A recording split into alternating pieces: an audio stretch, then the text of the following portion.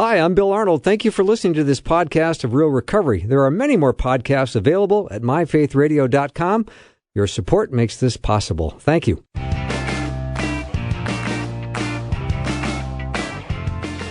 Well, welcome to Real Recovery. Glad you joined us tonight. Bill Arnold on this side of the studio, and just across the way, a man who in his spare time likes to make forts in his living room with sofa cushions, George P. Fraser. Hello, George. Not anymore, Bill. Really? Did you give that up? I gave that up. I thought you were more fun. My sofas are ripped. Yeah. So I had to patch them with that leather tape. You had to patch them? Well, I had some friends do it. And boy, does that look classy, let me tell you. Yeah. I think I patched it. Yeah, you did. I did patch it. You know, and I have to say, I didn't know what I was doing, but it doesn't look bad.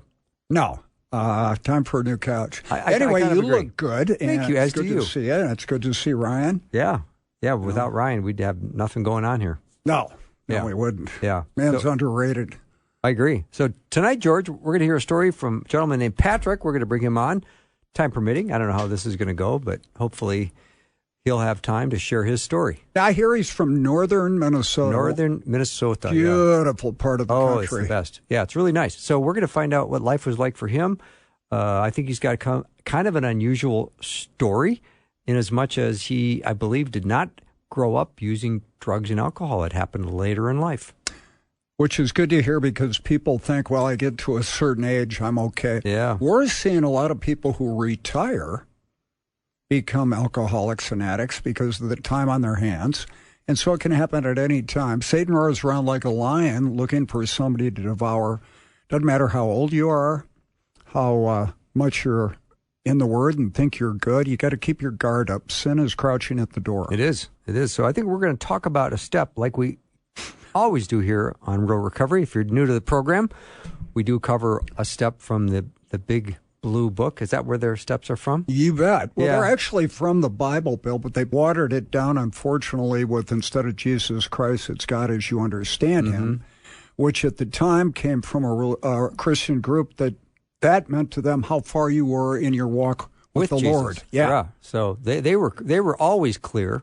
We have just It says in there, right? You are that God is either everything or He is nothing. right. So I hope. Powerful. Yeah. So we're going to look at step 4 tonight, and George, you know the steps by heart. So do you feel like telling us what that is? Well, I always flip this around, but made a fearless and searching moral inventory of ourselves. Okay, that was correct, by the way. Oh, okay. So I've got it up. What on do my I get computer. for that? Nothing. Okay. Yep. How about sobriety and peace of mind? I'll take that.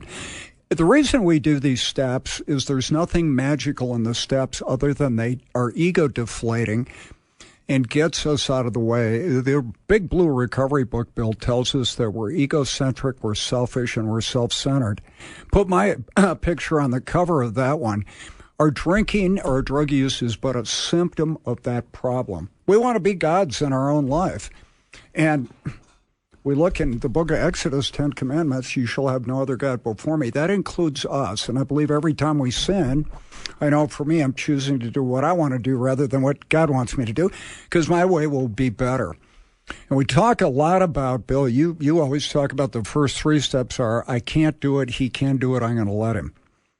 And once you make a decision, turn your will and your life over to the care of God, Jesus, there's work to do. You just don't say the prayer, get a few high fives, feel good, and go home. Jesus said you got to pick up your cross and deny yourselves daily. So let's say we stop drinking at this point, because that's what you're supposed to do after step 1. Mm-hmm.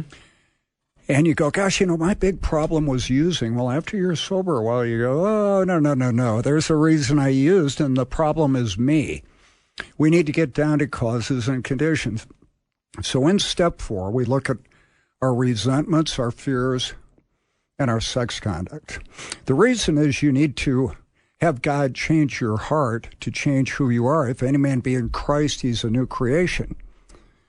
Let's start with the resentments. So I was talking with some recovery boys who are Christians this week, Bill, and we were talking about resentments. And a lot of guys I know will say, I don't have any resentments. Well, here's a good test. If you think about a person and it changes how you feel negatively, you probably have a resentment. And that's when somebody or some institution or place Something happened. High school, the IRS, the law. I fought the law and the law won, And you have a resentment there. Let's look at that. For me, all of my resentments come from people doing something or not doing something to me that I didn't think they should have done. And most of those, I used to say all of mine are justified, but the problem is it blocks me from the sunlight of the Holy Spirit of God. I can't be angry at you, Bill, and say I love God at the same time. Mm-hmm. I can only watch one channel at a time. Fair? But what resentments really are is you feel somebody wronged you, at least my definition, and that's ego for me, that who are you to have the right to do that to me? I think our friend Tim Keller spoke about this, that sometime you're going to do something so bad, so horrific, you can't believe you did it. And you'll say that. I can't believe I did that. The Bible says very clearly you're going to do it at some time, and probably a lot more than you think. You got to get your ego down. And in the recovery rooms, there's an acronym of ego is edging God out. And Ryan's looking at me like he's mad at me, or either that or we're running out of time here. But I think the real thing is I got to replace me being God with God and Jesus to do it. And that's why we do this step. Yeah, George, is doing a fearless moral inventory, is that something that's hard for us to do? Oh, gosh, it's the worst step in there outside of step one, because then you got to quit using. Yeah. I thought the program was great for 7 years, except for step 1 and step 4. Mm-hmm. But I can tell you, people that say, well, I tried the 12 steps and it didn't work, they get it wrong, because it's not supposed to work for you. You're supposed to work for the recovery people. But usually they don't do steps 4 and 5 or get a sponsor and do it the way it's laid out. So it'd be kind of like you talk a lot about exercise is our medication. If it says take 12 steps once a week and you don't do it, it's not going to work. Mm-hmm. And the resentments, the Blue Book says the number one offender about going back to using, getting drunk, is resentments. Mm-hmm. So if you take a personal moral inventory, George, is it important to share that with another person? Well, we get to that in step 5. Okay. You're so right. Another person and to God. But before you start, you need to pray, God, please open my heart. I know I'm not the only person in recovery where honesty was kind of a stumbling block. Yeah. Oh, I'm totally honest. I'm going into treatment the last time. My roommate gave me a ride. He lets me off out front. I go, hey, Harry, for the next month, if somebody calls, tell him I'm out of town on business. I walk in and it hit me. I had just spoke to him about how honest I was, admitting I was an alcoholic and a drug addict. It goes deep, and the longer you walk with God, the layers get carved up. Mm-hmm. So these are very important steps. And the resentment prayer, pray for somebody you have a resentment with, so God can take it away. This is a spiritually sick person. Keep me from being angry. Where can I be of service to you and people? Mm-hmm. All right, you're listening to Real Recovery, and I'm Bill Arnold, and that was George Fraser, who spoke so eloquently on Step 4. And if you are new to the program, welcome. If you want to learn more about Faith Radio, you can go to myfaithradio.com and get a welcome packet. We'd love to send something to you. But we're going to take a break, and then when we come back, Patrick is our guest, and we're going to hear his story. So we'll be right back.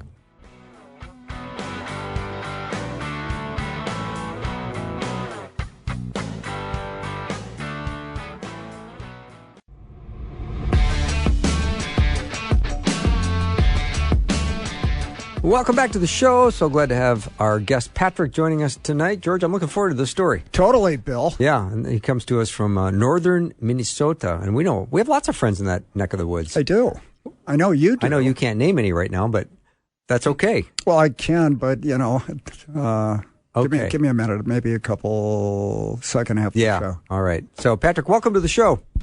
Well, thank you. So, did you grow up in northern Minnesota, or are you just living there now?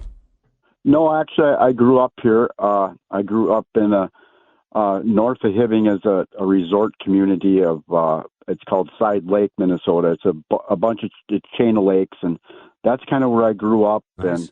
And, graduated from here in Hibbing in 1985, and I went on to college, pursued a criminology degree. I didn't quite finish it. I was close. I ran out of money, ended up in another good job, and I didn't go back because I had this other job. So, the years kind of kept on going on, and I moved away to Tucson, Arizona for 3 years and was a general manager of a company down there. And then I moved back in the late 90s and then ended up living back in that same community. I had a nice house out on a small lake in the middle of kind of not too far from the community there, but it was still kind of out in nowhere. No neighbors, but 40 acres on a lake, and I was there for the last 20 years. Oh, wow. I like it. Now, Patrick, that's great. I want to go back a little bit. What was your family life growing up? I know you graduated from high school in 1985, but did you guys go to church? Did you have brothers and sisters? And were you playing a lot of sports? What did you like to do? I played, a lot of like ice sports, like hockey, stuff like that. And as far as siblings, I had a brother and a sister, and life at home was really good. I mean, I had really good parents. They weren't really particularly religious in the early on stages, but later on, I remember my mom in my later high school years had found the Lord, and I didn't know what that meant. Back in those days, I didn't really understand what that meant. But she did find the Lord, and I believe that's how I ended up finding the Lord, because when I got to college at Winona State University, right away I had Baptist Student Union and InterVarsity Christian Fellowship, both trying to get me to join right away in the elevator the first day I was there. So it was obviously an answer to my mom's prayers. And my parents are now deceased, and they've been gone for quite a few years. My brother, he is also gone. He took his life in 2020. So that, was part of it, kind of right in the middle of my coming out of my, addiction, and that happened right at, kind of the end of it. But home life was really good. I had probably the best childhood I think anyone could ever ask for. And you were playing hockey. How far did you go in hockey? Well, we didn't really, because my parents weren't very wealthy. I couldn't actually, they couldn't afford to put me in actual hockey. So we just played hockey out there. We had a beautiful rec center out at the lake. With a warming shack, a really nice facility, and we kind of had our own hockey teams and stuff that we played out there. We weren't part of the actual high school group, which I wish I could have been, but it was 20 some miles out of town, and hockey is a pretty big commitment, and the parents, I know at that time, didn't have the money to be committed to something like that. So when did you start using? I did not, believe it or not, I'm 57 right now, and I did not start using until right around 50. What? Yeah, well, and the reason being is because I never did drugs my whole life. Obviously, I had experimented with marijuana a couple times, and obviously didn't like that, but I worked at a correctional facility from 2000 to 2016, and during that time, the end of that time there, I ripped out my ACL, and I got hooked on Oxy from the, from that procedure. So you never drank? Oh, I drank a little bit, but I didn't, I never got hooked on it. We drank on the weekends. Sometimes we had, we drank alcohol and stuff like that, but it was something that it would never stuck. It was kind of like we did it as a, typical teenagers in high school and stuff. And it never became a hardcore habit. What happened to me is my addiction started, pretty late. Like I said, I was at over 50. And when they did that ACL reconstruction on my knee, I got hooked on oxycodone. What did you like about that? the oxycodone, what I really liked about it was, and I never expected, is it took away. I mean, it obviously took away the pain of the physical pain that I had in my knee, but no one ever tells you that it takes away emotional pain. And I felt so much freer when I was on that oxycodone. And so that's what led me to getting addicted to the oxycodone. And I was getting it illegally from some friends. I had two really close friends that were on it. And so I was getting it from them. And at the same time, I'm a supervisor at a correctional facility, and I'm hooked on this stuff. And I'm getting it illegally, obviously, because my prescriptions have been long gone. And then when I seen the end coming, it was that, you remember back when they were starting to clamp down on Oxy and Oxycontin and that stuff. And so they were cutting, my friends were getting cut off, and I knew I was going to get cut off. And so I kind of panicked at that point, and I was like, well, I went to my doctor and I said, hey, I'm addicted, and I'm getting it illegally. I was always transparent about that. And my doctor told me there's nothing I can do for you. And I was looking for maybe a referral to like a methadone clinic, like in Duluth. And he wasn't going to do it. I went to him a couple times, and I, at one point I went 9 days. It was very vivid at my house out there. I went 9 days without eating, trying to break that addiction to Oxy, and it just wasn't going to happen. I got to the end of it, and I had missed work that whole time, and I only ate a half a sandwich in 9 days, and at the end of it, my buddy was still on the tail end of his prescription of Oxy, and he gave me some, and that, got me, I was back up to running again. And so at that point, I went back to my doctor again. I think it was the second or third time. And I said, can you help me? I need help. And he said, no, there's nothing I can do for you. And even had a pharmacist, a doctor friend of mine, talk to him to try and get him to refer me. And he didn't want to. And I'm assuming because they have to report anyone that's addicted to anything to the DEA, I think. And so it would make the doctor look bad. That's the only thing I can think of.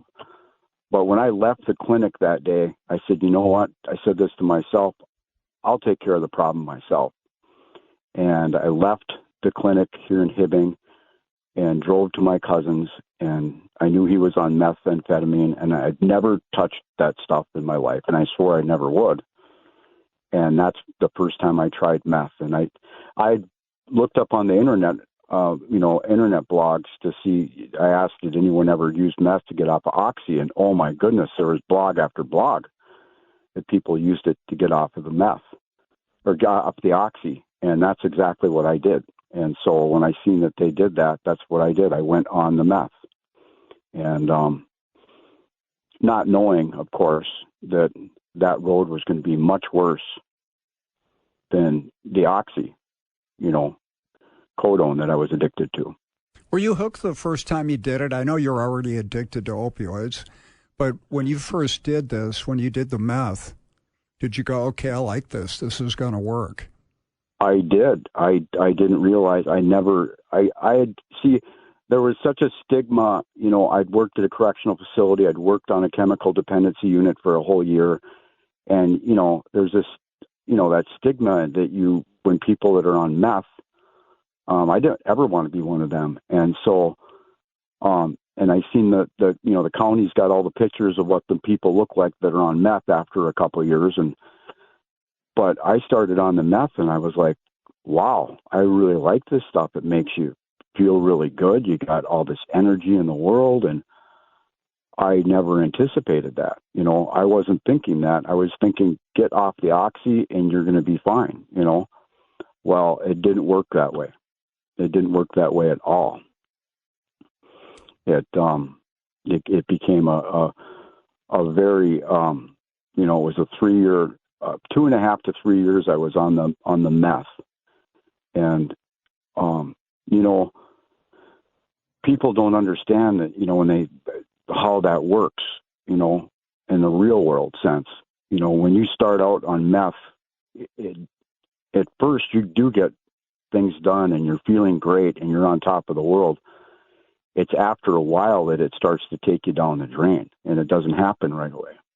And so it started to deteriorate my life. And, I want you to put that picture in your mind of me being on a little lake on 40 acres out in the middle of nowhere. And eventually having no contact. I didn't have a phone, and I was dependent on my brother to bring me food. And, that's where it ended up going, as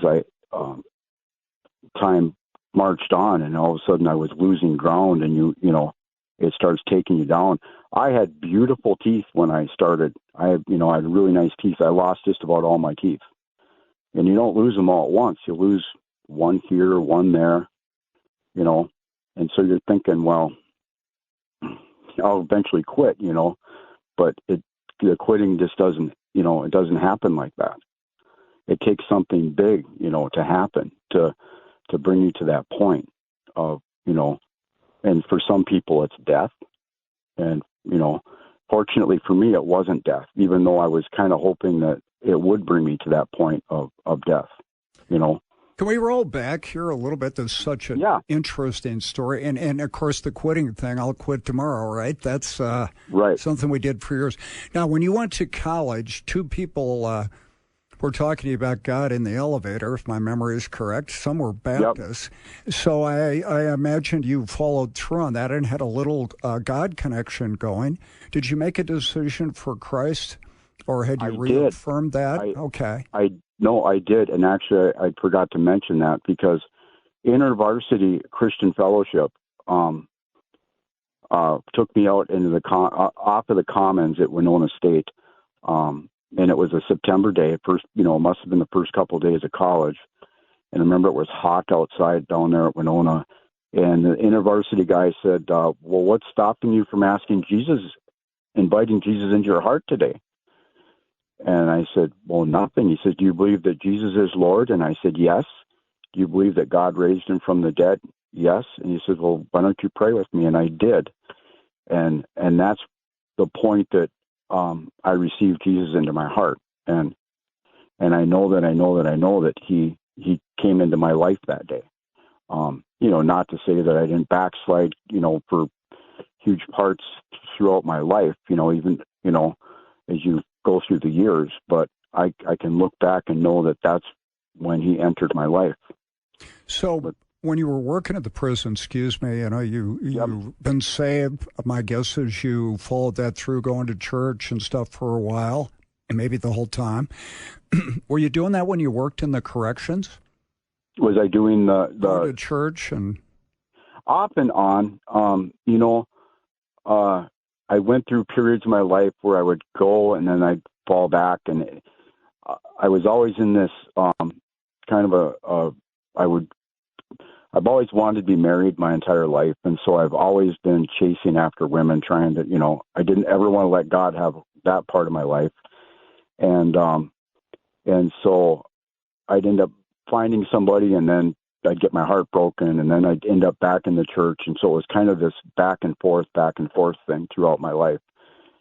And so it was probably off and on during the time but I've always had the Lord in my heart, and I've always, I don't think I've ever made the commitment as strong as I did this last time around after what happened, with the meth, and, is such a horrible, if I could tell people, when people think about the cost involved in doing something and making that decision that I'm going to go and do meth, no one ever really understands how much it's going to cost them.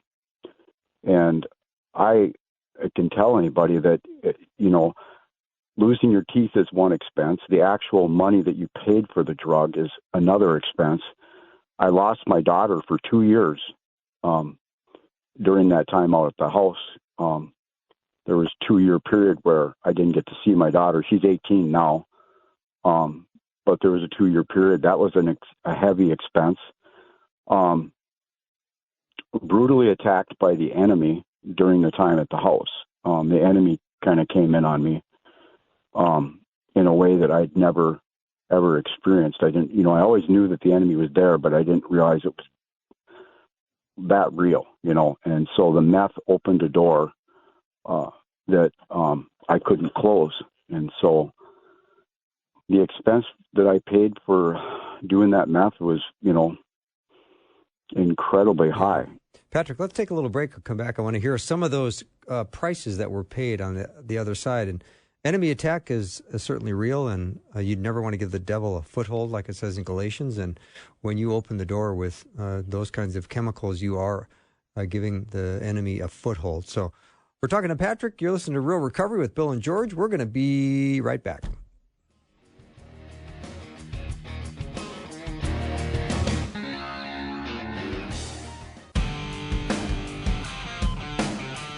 We are back. You're listening to Real Recovery, Bill and George. So, George, I'm listening to Patrick talk about, this beautiful smile he has where he starts losing teeth. And, in a normal world, if you have if you chip your tooth, you can't get to the dentist fast enough, let alone having entire teeth start falling out. And yet you keep using, knowing more teeth will fall out. That is nuts. Well, you're not in control. Totally. You are powerless. Your life has been taken over. I believe, Satan has totally used the drugs to get control of your soul. And even though you're a professed believer, we can look at it as our friend Tim Keller used to say, that, gosh, I would never do that. And our Bible tells us no one is righteous, not one. Mm-hmm. All fall short. And so if you're listening, I'd go, gosh, I'd never do meth. Well, this gentleman wouldn't either, and he would never do any drugs till he got hurt. Medically prescribed painkiller, if my doctor gives it to me, has to be okay. And he gets addicted on that, then he can't get it anymore. And he went about it kind of honestly and showed vulnerability, saying, look, I'm in trouble, I need help. And did it, the best he could, and the willpower breaks down. You don't use that for 9 days when you've been doing it for a few years. That's heroic. Right. Yeah, so true. All right, Patrick, let's get back to your story. Now, you are isolated, and the enemy's doing some serious attack on you. What are some of the consequences that you're seeing from enemy attack? Well, I started to see things with my eyes, that, I knew weren't there, but they were there, and so the enemy was starting to talk to me through, whether it was the floor was dirty and I was starting to see words in the floor. Well, the enemy was starting to talk to me. Ooh. And the enemy told me at one point, he says, "You're my wife." And he was, at times they were putting, pornographic imagery in my windows at nighttime. And so, I talked to my pastor and I said, well, when is this going to stop? And he said, well, it'll stop when you stop doing the meth. And, that wasn't really true because even after I had stopped the meth, some of that stuff was still appearing. And it was obvious that I opened a door that I couldn't, just go back and close, once it was opened. And so I was seeing stuff at the house. I'm out in the middle of nowhere. I, at this point, don't have a car anymore because I had lost my license, not from the drugs, but I didn't have insurance because I wasn't working. And I told my brother, I need you to pay my car insurance, and he didn't get around to it on time. And so all of a sudden I don't have a car, I don't have a phone, and I'm stuck at this place, and I'm waiting for my brother to bring me food every couple of weeks. And it's about, if you're walking it from that place I used to live in, it was about 5-6 miles down to the store, And so the last year of that meth use, I lived in my bathroom in the house. And you might ask, why did you live in the bathroom? Well, because I couldn't afford to heat the house. And it was a huge 5-bedroom house with 2 fireplaces, 2 living rooms overlooking the lake. And I couldn't afford to heat it. But I could put a heater in the bathroom, though, and I made it so a lawn chair would go corner to corner in there, and I had a hot plate that I cooked off of, and I lived in that bathroom for the last year during that, that time frame. So how could you afford to get the meth? I had a guy that I worked for, and when I got it, I never stole for my habit. I had a close friend. His name was Bill, and he's a big part of this story, actually. Bill is a Wild Bill was his name. Okay, it's not me, right? Right. Okay, just double checking. I think the wild part would point that out to all of us. Disqualified. Yeah, right. does. Okay. But anyway, no, I always worked for my. I had side jobs I do for some people one particular guy in the community I did work for, and so you'd work till you got $100 and you'd buy a gram, and I didn't always have the stuff. It would depend on, and I sold stuff that I had that I had accrued over the years, and so a lot of that got, sold. But that's how I supported the habit, and it obviously a very expensive habit.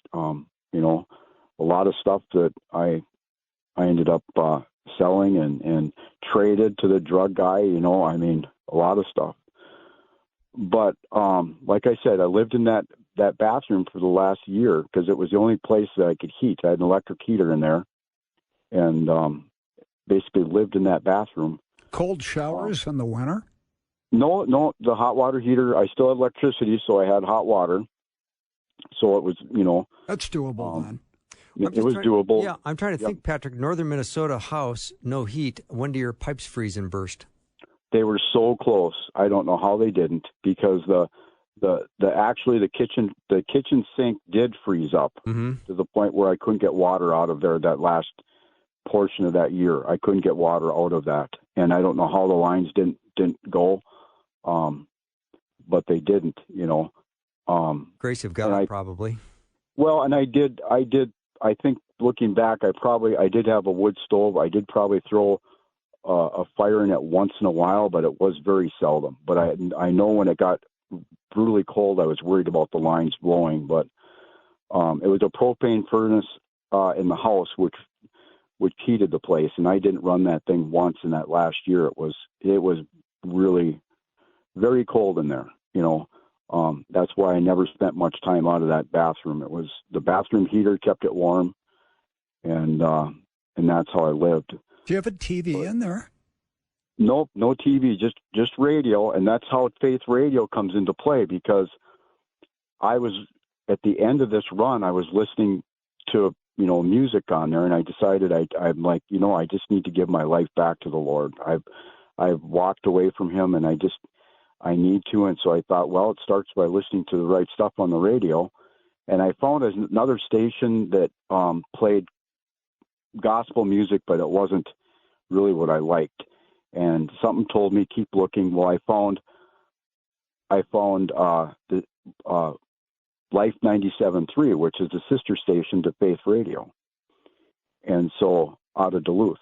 And so I listened to that. That's what I ended up listening to, and that's how I ended up finding Faith Radio, which I listen to most of the time now. At home, I listen to Faith Radio all the time. At work, at the Army, we've got it on 97.3, which is Life 97.3. And so, but that's how I got started listening to Faith Radio. And I've got other people to listen to it since. But so you're probably wondering, how in the world did I ever get to the place where I quit? What was the impetus for quitting? I got a knock at my door one day. I was in the bathtub, and here it was Marty, which was Wild Bill's brother, and he said, "Come on outside." And I'm like, "What is he doing here?" I didn't really know him that well, and so I ended up sitting out in the car, and he says, "Wild Bill is gone," and they found him under 4 inches of snow over by his place, and he lived over about 10 miles from me, and had a little log cabin home, and he was the guy that I did meth with. He was like my meth partner. And when they found Bill under that 4 inches of snow in his yard, I just bawled because Bill and I were good buddies. I mean, he was just a good guy. He didn't steal for his habit, and he had a junkyard out back full of cars we could work on, and I'd bring my Bobcat over and we could work on stuff. It was just, and so when he was gone, then I couldn't touch the stuff anymore. It killed me to know that it got him, Patrick, did Wild Bill pass out while using and freeze to death? I don't think we never really got to know. Okay. His brother told me that he had no food in his house, okay. not an ounce of food. There was no gas in his truck, and we know that he had a problem with vodka as well, but he loved his meth, and so I know that he was acting really strange the last 6 months that I was around him. I'd go over and visit. We'd work on a project, or I had my skid steer over there, and I did some work for him, and he was acting just not like he normally used to, and so I'm not sure what it was, but something was changing. I just didn't know that he was going to, end up leaving the world, and but even after, I made up my mind that I wasn't going to, I bought one more gram after he had passed away, and it's like I just couldn't use it anymore. I struggled to finish it, but in that same period, that was February or March of 2020, and my brother was still alive, and so as we moved forward, I'd kept clean. I hadn't touched anything, and it was reading my Bible every single day and praying to the Lord and talking to Him, and every day, even when the enemy was attacking me constantly, I was still praying to the Lord. And my brother ends up taking his life in 2020. He was kind of my rock, and he was 10 years older than me. And at that point, my aunt owned my house and that I had up there on the lake, and she decided she wanted to sell that house, so I had to get out. I moved to town in Chisholm, which is right next to Hibbing, and I was inside of me was racing like there was no tomorrow. Like I wanted to go back on the meth because it was just horrible inside. And it got to a point one day when I was outside of the apartment that I live in right now, because I've been in town since first part of June in 2020. Or no, it was after my brother died. No, it would have been after that. So yeah, right after my brother died in June, I moved into town. But anyway, I hadn't slipped up. I hadn't had any meth, and I still haven't to this day. I've been clean for over 4 years. But there came a point, and this is all the glory. I want all the glory to go to Jesus, because I remember sitting in my car outside my apartment saying, I can't take it anymore. It was like iron on iron inside of me. And I'm like, I got to get some meth.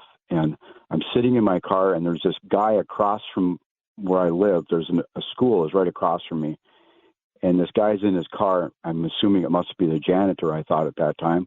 And he looks at me, and he won't stop looking. Well, eventually he backs down the hill and right next to me, and he says to me, well, where do you get your internet from? And I'm like, Mediacom. And I'm like, who asked that kind of question?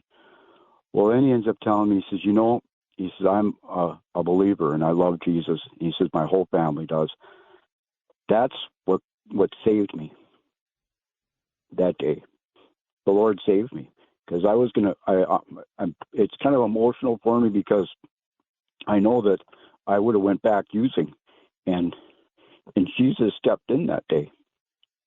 And I've been okay since. I mean, you go through periods where you might have a craving here and there, but the Lord saved me that day.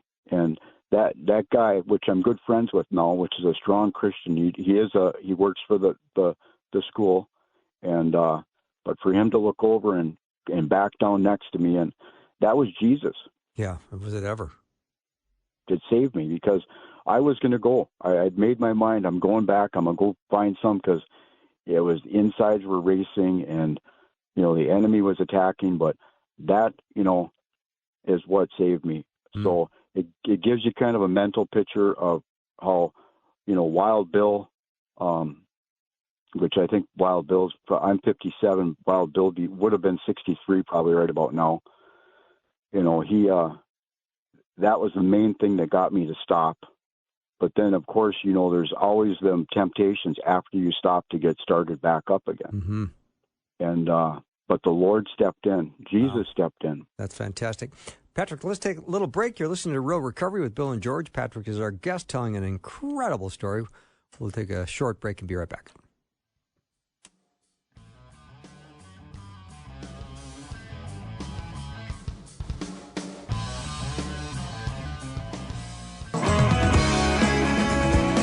George, I've always said there's nothing inconsequential in God's economy. Here's Patrick with... You say that a lot. I do, because, he's parked ready to go use, and some guy across the road who works at a school is stepping in and revealing that he's a believer and giving him hope and encouragement in the moment, exactly the moment he needed. That's not inconsequential. I like the approach, too. What kind of internet do you have? Well, it's an icebreaker, right? Well, it's going to get you going. What? Yeah, it's very disarming. Yeah. Yeah. So, Patrick, I would love for you to continue your story now that you have got this sobriety under your belt and you've realized that Jesus has met you in your time of need, how you're walking out recovery day to day.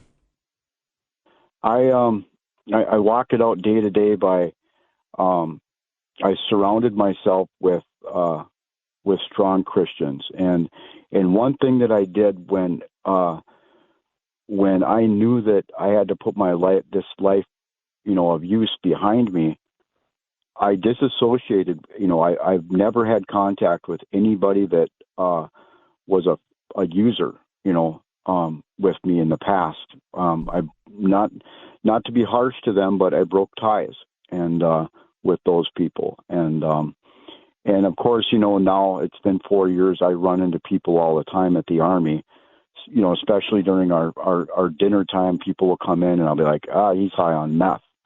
They stick out like a sore thumb to me now. And so my sobriety comes in by making sure that I don't ever give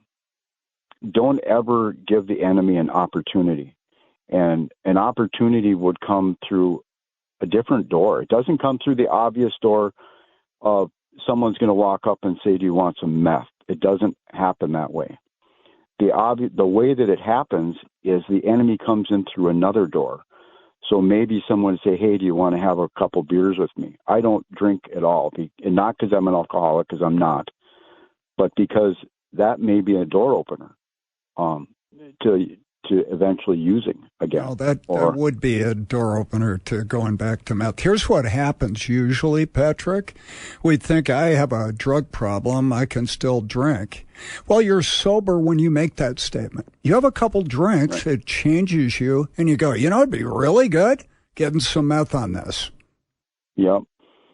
I kind of follow that, and I keep in close contact with, I have a spiritual mom. She's 84.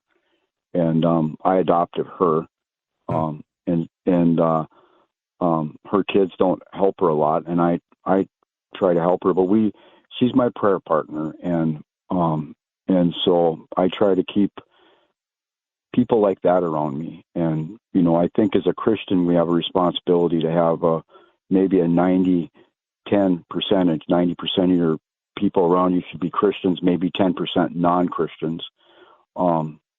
And so I try to keep that going, because I know that, I'm always going to be vulnerable. And I went, when I came back, when I first moved to town, I felt the Lord telling me that he wanted me to go through group. And so and that was way back, that was that's three years ago that I went through. It's called Partners in Recovery here. I went through that group, and it was a self-admit. I didn't have to go through it. And then the county ended up paying for it anyway. But, and then I went through Celebrate Recovery. a couple times. So those things were all tools that I used along the path. And now, I think the biggest thing now is watching who I hang with, avoiding any kind of a substance, and keeping close to the Lord, because I occasionally still get dreams of meth, and I was surprised it wasn't even a couple of weeks ago. I think I had a dream that was about meth, and that's 4 years later. And so it shows that, I don't know, I would assume that that's from the enemy, but, the Lord told me that it all starts with us. And what he meant by that was, if you have any time that the enemy does something, it's because the desire first starts with you, and then they build off of that. And that's how it works. So, and the other thing is, I have a daughter. I have an 18-year-old daughter, and she's my life. Most of my family's all gone now, and so I want to be there for that child. What church you going to? I go to two churches, actually. I attend the Salvation Army Church on Sundays, mainly because I drive for them. Nice, good. And the pastors they're both very, very good, spirit-filled Christians. My other church is, it's called Hibbing Christian Assembly. It's kind of like an Assembly of God, a very Bible-based church. And so I go to that one on Wednesdays. And good for you. Yeah. So between the two, the Army church is very good, and so is the other one. They're both very good churches. George, I'm thinking, when we go to bed at night and we pray, I always pray for a good night's sleep. But, I never thought to pray that maybe God would keep my mind safe through the night, and I wouldn't dream about past trauma and past sins. That's an interesting observation. And my view on that, having had those, and I still get them, I think God allows that because he is sovereign, to help your recovery. And what I mean by that is, I've woken up after those, and Patrick, maybe you can relate to this, and you don't know if you really did it or not for a minute or two. And it feels so awful. And you've lost your whole connection with God and the peace of mind that comes only from Christ Jesus. Right. And then you realize you didn't do it in the rest of your days of celebration. And I think God allows that, Bill. So you kind of get a freebie of knowing how you would feel if you actually did it. What do you think, Patrick? I would totally agree. Yep. I think and it's also a warning, because you realize how close you could be to slipping back into it. And the Lord did tell me, after I'd moved back to town, and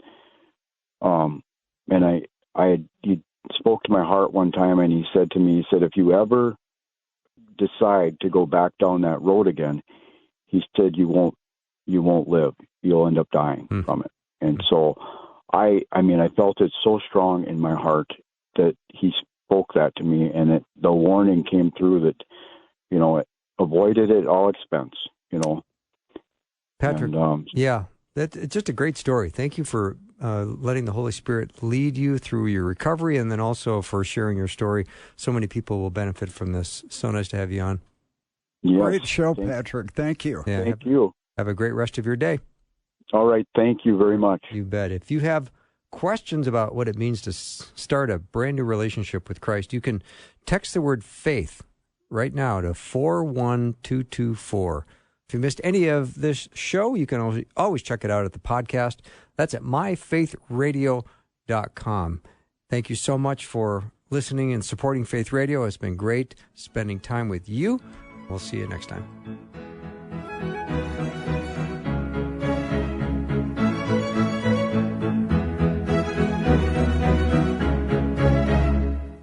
Thanks for listening. Programming like this is made available through your support. Information available at myfaithradio.com.